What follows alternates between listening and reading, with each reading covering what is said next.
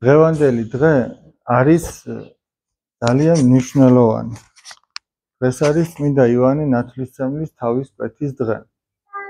და მოდი ერთად განვიხილოთ რა მოხდა. მოდი ჯერ ის თქვათ, ვინ არის წმინდა ივანე ნათლისმცემელი. რატო ქვია ნათლისმცემელი? თქვენი აზრით. თუ არ იცით რატო ქვია? აბა შენ რას ვიტყვი? იესო ქრისტე. იესო ქრისტე როდესაც იორდანეში ჩავიდა, სწორედ ივანე ნათლისმცემელი დახვდა იქ და ნათლისღება სწორედ მას უკავშირდება. იმიტომაც ქვია ნათლისმცემელი. აი ივანე ნათლისმცემელი როდესაც ცხოვრობდა, იქ იყო მეფე ჰეროდე. მოიცადე მეფე ჰეროდე უნდა გაჩვენოთ ახლა, რომელი იყო მეფე ჰეროდე. აი ეს არის მეფე ჰეროდე. და ამ მეფე ჰეროდემ ჩაიდინა ძალიან დიდი ცოდვა. მან თავისი მეუღლე გაუშვა და თავისი ძმის მეუღლე ყავდა ცოლად. ეს იყო გაუგონარი ურჯულოება და გარყვნილება. ამიტომაც ამხილებდა წმინდა ივანე ნათლისმცემელი და ეუბნებოდა, რომ არ შეიძლება მაგის გაკეთება. ახლა წარმოიდგინეთ, ეს მეფეა, თავისი უკანონო ცოლი ჰეროდია და დედოფალია. და ისინი ვერ ეგუებოდნენ, ანუ პატივსაცემი ხალხი ვართო, თავზე ფიქრობდნენ და ვერ ეგუებოდნენ, რომ ვიღაცა მათ ამხილებდა და ეუბნებოდა, რომ ეგ საქციელი ცუდია. ზოგადად ადამიანს ახლა ნახეთ როგორ არის, თუ რაღაცას შენიშვნას გაძლევენ, კი არ უნდა გაღიზიანდე, არამედ უნდა დაფიქრდე, რას გეუბნებიან. ხო მართალია?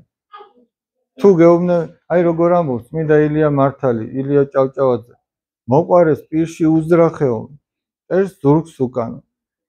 მოყვარეა, ვინც მეგობარია. ახლა მაგალითად, აი შენ რა ქვია ცუნცულა? ნანიკო, შენ? ანა, ნანიკო და ანა ხო მეგობროთ ერთმანეთს. ახლა დავუშვათ კლასიდან გამოდის ნანიკო სახში მიდის და შეამჩნია, რომ აი ფლომასტერი უსვია შუბზე ეს. შენი მეგობრობა რაში გამოიხატებოდა? რო ეტყოდი, რომ ეს მოთხრილი გაქვს თუ რო არ ეტყოდი? რო ეტყოდი.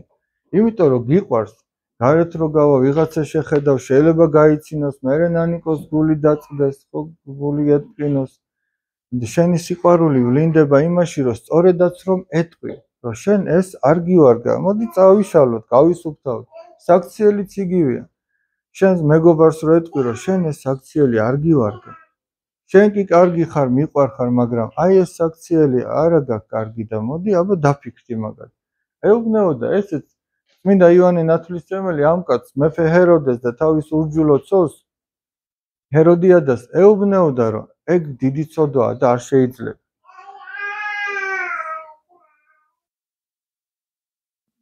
მაგრამ ეხა ნანიკო ხო დაგიჯერებდა, შენ და იტყოდა, რა კარგია რომ მითხარი, კიდევ კარგი ესე არ გავედი. ამათ ეგეთი რამე კი არ უთხრეს, რომ აი რა კარგია გითხარი, ჩვენ არ ვიცოდით, რომ ეგ ცოდვა იყო. პირიქით გასასტიკდნენ, გული გაიბოროტეს და გადაწყვიტეს, რომ ივანე ნათლისმცემელი მოეკლათ. მით უფრო იმ ცოლმა ჰეროდიადამ. და მაცადე და როცა შევიკითხე, მითხარით, აი. მერე მოხდა ესე, რომ მეფე ჰეროდეს ჰქონდა დაბადების დღე. აი ხა დაბადების დღესთან დაკავშირებითაც ორიოდე სიტყვით უნდა ვთქვა, რომ დღეს ჩვენ რომ დაბადების დღეებს აღვნიშნავთ, თურმე ძველ საქართველოში დაბადების დღე ესეთი ზეიმურობით კი არ აღინიშნებოდა. ჩვენ უბრალოდ ხორციელი ადამიანები გავხდით, უფრო მიწიერზე ვფიქრობ და ამიტომ. თორე აღინიშნებოდა ქრისტეში დაბადების დღე. ქრისტეში დაბადება რას ნიშნავს? შეუძლია რომ თქვას. აბა ლუკიკო. რა არის ქრისტეში დაბადება? როდესაც ქრისტეში დაბადება რას ნიშნავს? ივანე. როდესაც ადამიანი მოინათლება. როდესაც ადამიანი მოინათლება. ხორციელად ყველა იბადება, მაგრამ აი ნათლობის დღე ძალიან მნიშვნელოვანია. ნათლობის დღე აღინიშნებოდა და აღინიშნებოდა ანგელოზის დღე. ანგელოზის დღე რას ნიშნავს? აქ ახლა ვინმეს ივანე ქვია? აბა ხელი აწიეთ, ვის ქვია ივანე? აი ერთი ივანე, ორი ივანე. ორი ივანე ყავს. დღეს ხო წმინდა ივანე ნათლისმცემლის დღესასწაულია და აი სწორედ ივანეების ანგელოზის დღე. მათი ზეიმია, გესმით? როდესაც მაგალითად გიორგობა, ყველა გიორგისთვის ეს ზეიმია, დღესასწაულია, მათი მფარველი წმინდანის დღეა, იმიტომ რომ საერთოდ მორწმუნე ადამიანი ბავშვს სახელს არ ქმნავს არა მოდის მიხედვით, რომ რა სახელია მოდაში, არამედ ამა თუ იმ წმინდანისადმი სასწაუების მიხედვით, იმედი რო აქვს. აი ვიღაცას წმინდა ნინოს მიმართ აქვს იმედი. ვიღაცას წმინდა თეოდორე სტრატილატის თუ თეოდორე მღვდლის მიმართ აქვს იმედი და აი თავის შვილს თეოდორე დაარქვა. ვიღაცას შეიძლება აი წმინდა ნინოს იმედი აქვს, წმინდა ანას იმედი აქვს, ყოვლადწმინდა ღვთისმშობლის დედას ხო წმინდა ანა ერქვა. ვიღაცას აი ლუკა მოციქულის იმედი ჰქონდა მშობელს და ლუკა დაარქვეს, ხო გესმით? არა მოდის მიხედვით, რომ აი რა ლამაზი სახელი დავარქვათ, არამედ იმის მიხედვით, ამა თუ იმ წმინდანს რა ქვია, რომ შენ შვილს ეგ დაარქვა. და როდესაც მისი დღესასწაული მოდის, ესე იგი ეგ არის ანგელოზის დღე. აი შენ რომ მითხარი, ნანიკო მქვია, ხო მითხარი? აი შენი დღესასწაული როდის იქნება, თუ იცი? გაგიგონია მეფე მირიანი და დედოფალი ნანა? როდესაც წმინდა ნინო საქართველოში შემოვიდა, სწორედ მეფე მირიანი იყო, მეფობდა და მისი მეუღლე ნანა. ისინი წმინდანები არიან. აი მათი ხსენების დღე რო იქნება, ეგ არის შენი ანგელოზის დღე. იმიტომ რომ მისი სახელი გქვია. და ასე შემდეგ. აი ამ მეფე ჰეროდეს და ეს დაბადების დღეები უფრო მოგვიანებით შემოვიდა ჩვენთან, როგორც ესეთი ზეიმურობით აღსანიშნავ, იმიტომ რომ კიდევ ერთხელ ვამბობ, სულიერს დიდი მნიშვნელობა აღარ მიექცა, უფრო ხორციელს მიექცა და რადგან ხორციელად დაიბადა ადამიანი, არ იქა დაბადების დღეს აღნიშნა. თუმცა ესეც ცუდი არ არის. ესეც დიდი მოვლენაა, რომ ადამიანი ამ წუთის სოფელს მოევლინა. ეს ძალიან დიდი მოვლენაა. მაგრამ მე იმის თქმა მინდა, რომ გაცილებით დიდია ის, რაზეც ახლა საუბრობთ, სულიერი ხარი ამ ყველაფერს.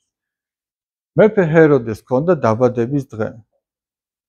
და გალილეველს აზნაურებს და იქ დიდ ხალხს, თავრობის ხალხს გაუმზადა სუფრა და ყველა დაპატიჟა. ახლა მოვიდნენ ეს ყველა დასხნენ, ქეიფობენ და როდესაც იქ წერია, როდესაც ცოტა დათვრნენ დასმელი რომ მოეკიდათ.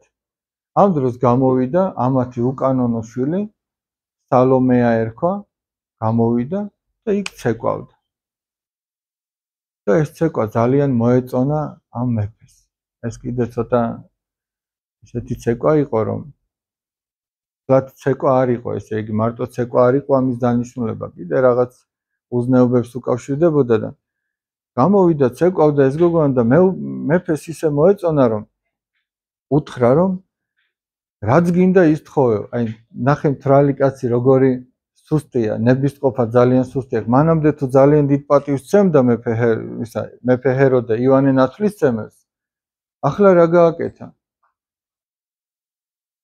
ჯერ საპყრობილეში ჩააგდო და მერე როდესაც დათვრა, დადო ისეთი პირობა, რომლის შესრულებაც არაფრით არ შეიძლება და ზოგადად კაცმა პირობა უნდა შეასრულოს, მაგრამ ნახე რა უთხრა.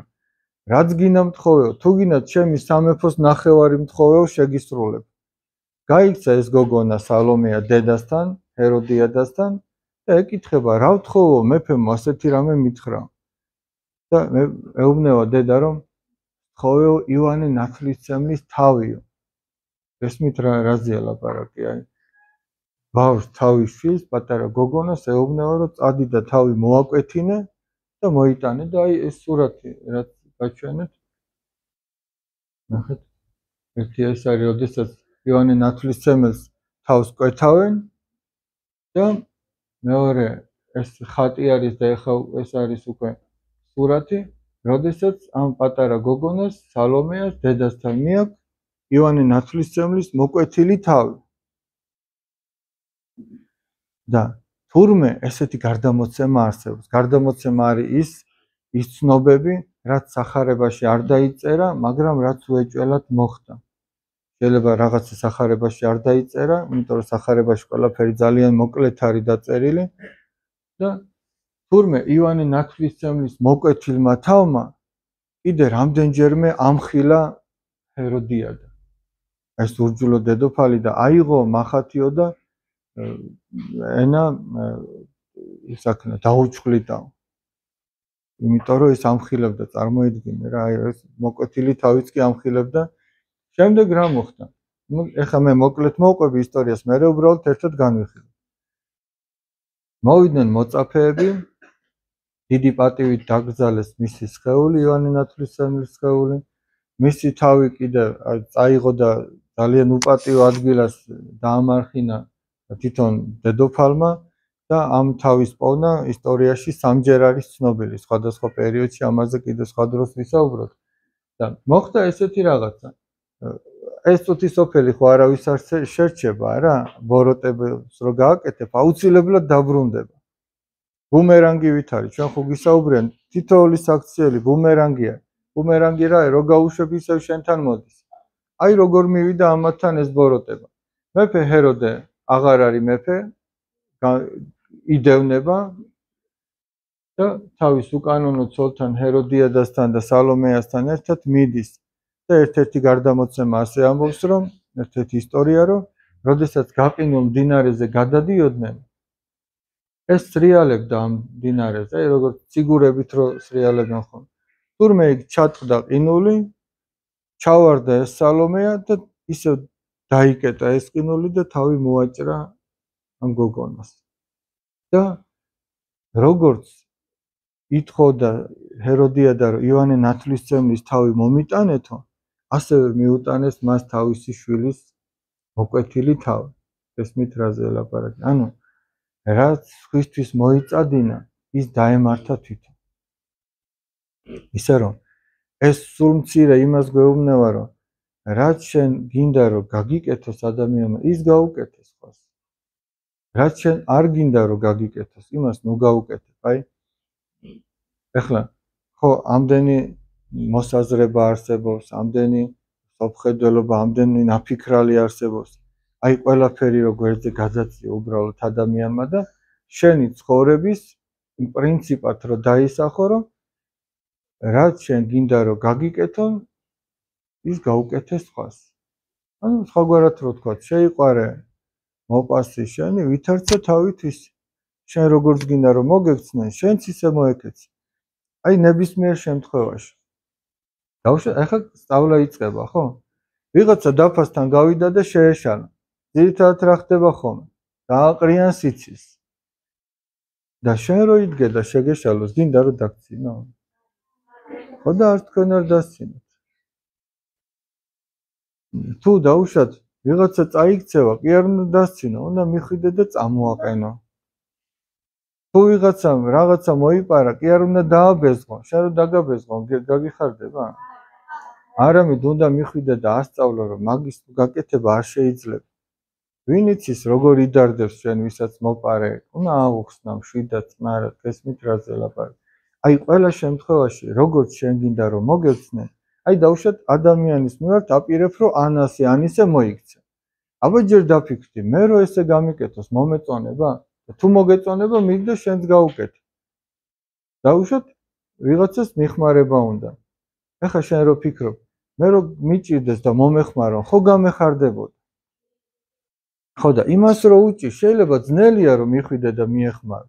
მაგრამ იმას რო წარმოიდგენ, რომ როგორ გაეხარდება შენი მიხმარება, აი ეგ ფიქრები შენ უკვე ძალას მოგცემს, რომ მიხვიდე და გაახარო. ესმით რაზე ელაპარაკი.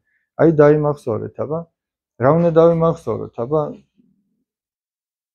ის შეუძლია თქვას, აი რა უნდა დავიმახსოვრო, რაზე ვლაპარაკობ, თავარი აქ რა იყო. აბა ანდრე. რაც არ გინდა რომ გაგიკეთო, შენ არ უნდა გაუკეთო ისმას. რაც შენ არ გინდა რომ გაგიკეთონ, არ უნდა გაუკეთო. შენ გითხარი, აბა? ანდაზეს ვიყო, კარგი ქენი ქვაზე და გაიარე წინ დაგხვდება. გაიარე წინ დაგხვდება. ოღონ მაგ ანდაზაზე ჩვენ ცოტა ვისაუბრეთ ამას წინათ და ესეთ რამე ვთქვით, რომ აუცილებლად დაგხვდება წინ. მაგრამ წინ რო დაგხვდება, იმიტომ არ უნდა გააკეთო. აი წინ რო დაგხვდება, იმის გულისთვის კი არ უნდა გააკეთო, რომ მაინც წინ დამხვდება. არა, ეგ შედეგად მართლაც ეგრე იქნება, დაგხვდება. აი მაგალითად, მე რა თეოდორეს დავეხმარო. ის ფიქრი კი არ უნდა მქონდეს, რომ მე ეს წინ დამხვდება. არა, მე ის ფიქრი უნდა მქონდეს, რომ მე თეოდორეს ცხოვრება გაუიოლო. გესმით? რაღაცით ვანუგეშო. ჩემი მიზანი ეგ არის, мотиваცია ეგ არის ჩემი. მაგრამ წინ ნამდვილად დამხვდება. მაგრამ ჩემი мотиваცია თუ არ არის ის, რომ თეოდორეს ცხოვრება გაუიოლო და იმაზე ვფიქრობ, რომ წინ დამხვდება, ეგ არასწორია. ხო გესმის რას ვამბობ? კი.